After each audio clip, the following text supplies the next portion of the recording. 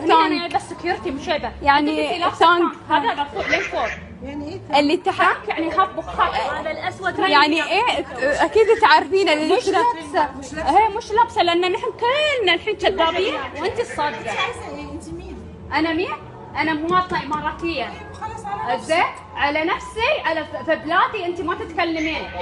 انا اتكلم فيه. تتكلمي ما حدش كلمني. انا بتكلم في بلادي انا انت ما تلبسين هاللبس الصاير خليه.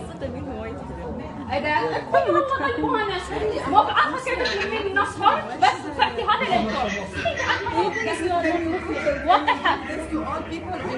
Yes, this is a dress code and I have the right.